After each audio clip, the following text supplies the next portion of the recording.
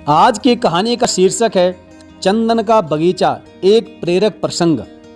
एक बार की बात है, एक राजा शिकार खेलते हुए भटक गया और पानी की तलाश में बहुत दूर तक चला गया। वहां जंगल के बीच में एक कुटिया दिखाई दी जिसमें एक भील भिलनी और उनका एक छोटा बच्चा रहता था।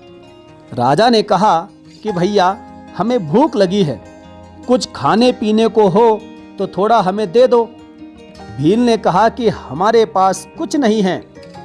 तब भीलनी ने कहा, बच्चे के लिए आधी रोटी रखी है, इसे दे दो, कोई बेचारा दुखी लगता है। भील ने आधी रोटी निकालकर उसे दे दी। उस रोटी की शक्ल सूरत गोबर के कंडे जैसी थी। राजा ने कहा, भैया, हमें यह क्या दे दिया? अब भील को क्या पता कि यह राजा है। उसने कड़क कर कहा, यह बाजरे की नमकीन रोटी है, चुपचाप खा ले। राजा को भूख लगी थी। राजा ने खाया और पानी पिया। राजा को जो आज इस बाजरे की आधी रोटी में आनंद आया, वह राजमहल के 56 भोगों में कभी नहीं मिला। राजा को आज अनुभव हुआ कि स्वाद पदार्थ में नहीं, बल्कि स्वाद भूख में है।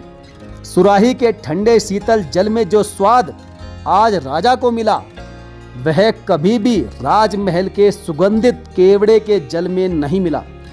राजा थका हुआ था, अतः वह वहीं पर सो गया। इतने में राजा के सिपाही घोड़े के पद चिन्हों का अनुगमन करते हुए वहीं पर पहुंच गए। फौज को देखकर भील घबरा गया। भीलनी से बोला, अरे सुनती हो भागवान, जिसको हमने रोटी खिलाई है वह इस देश का राजा है, कोई मामूली आदमी नहीं है। वह बड़ा बुरा हुआ, अब तो हमें फांसी पर चढ़ा देगा।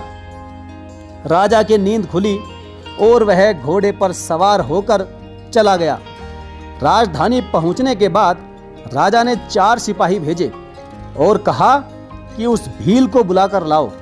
सिपाहियों ने आकर जब भील से कहा कि चलो, तुम्हें राजा ने बुलाया है, तो सुनकर वह बेचारा रोने लगा और भीलनी से कहने लगा कि देखा, मैंने तो पहले ही कहा था कि राजा हमें फांसी पर चढ़ा देगा।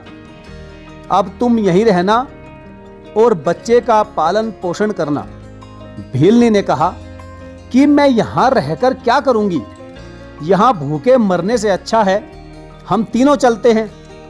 राजा हम तीनों को ही फांसी दे दे तो अच्छा है। तीनों राजा के पास पहुंच जाते हैं। राजा ने उनसे पूछा कि तुम्हारा नाम क्या है? उसने कहा, महाराज, हमारा नाम कल्लू है। राजा ने कहा कि कल्लू, तुमने हमारी बहुत सेवा की है। तब भील ने घबरा कर कहा, महाराज, हमें पता नहीं था कि आप राजा हैं, हमसे अपराध हो गया, हमारे अपराध को क्षमा कर दीजिए। राजा ने आश्चर्य से कहा, अरे कल्लू भाई, तुमने कोई अपराध नहीं किया। अरे तुमने तो मेरे ऊपर बड़ा ही उपकार किया है, तुमने मुझे रोटी खिलाई है।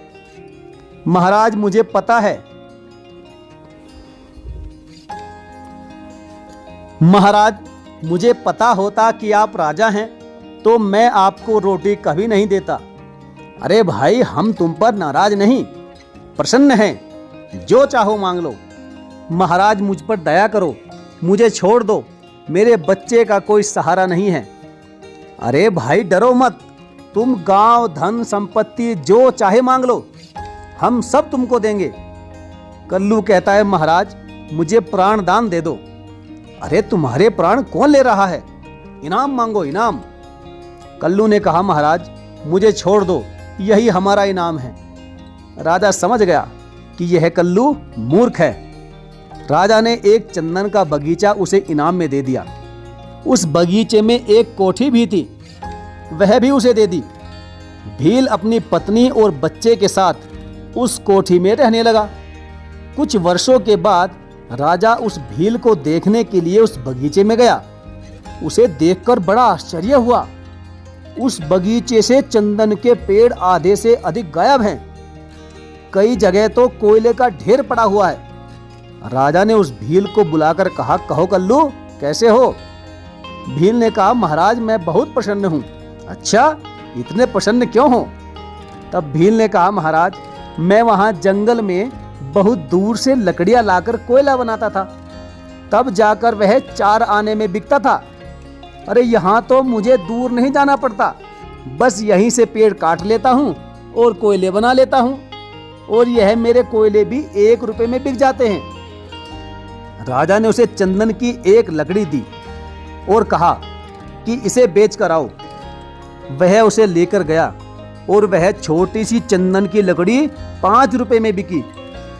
अब उस भील की आंखें खुली। उसने कहा, हाय, इतनी बहुमूल्य लकड़ी! अरे मैं तो इसका कोयला बनाकर सस्ते दाम पर बेचता रहा। साथियों, आज हमारी सबकी भी यही स्थिति है। सत्संग में जाने को हम फालतू समय बर्बाद करना समझते हैं। गीता, रामायण, महाभारत, कुरान, बाइबल, गुरु ग्रंथ साहिब आदि महान धर्म ग्रंथों का अध्ययन करने के बजाय हम नोवेल पढ़कर अपना समय व्यतीत करते हैं, टाइम पास करते हैं। फिल्मों और मैचों में अपना कीमती समय गंवाकर इस बहुमूल्य समय का हम दुरुपयोग कर रहे हैं। हमारी स्थिति उस भील की तरह हो गई है जो चंदन की लकड़ी का कोयला बनाकर बेचता है। हमारा थोड़ा समय भी यदि सद्ग्रंथों के अध्ययन में, भगवत चिंतन में, सत्संग में व्यतीत हो तो साथियों हमारा जीवन भी धन्य हो जाएगा। साथियों, आपको मेरे ये विचार कैसे लगे और यह कहानी कैसी लगी, आप हमें कमेंट करके जरूर बताएं। और साथ ही साथ यह भी बताएं कि क्या हम अपने समय का सदुपयोग करते हैं या दुरुपयोग करते हैं, और करते हैं तो कितना करते हैं।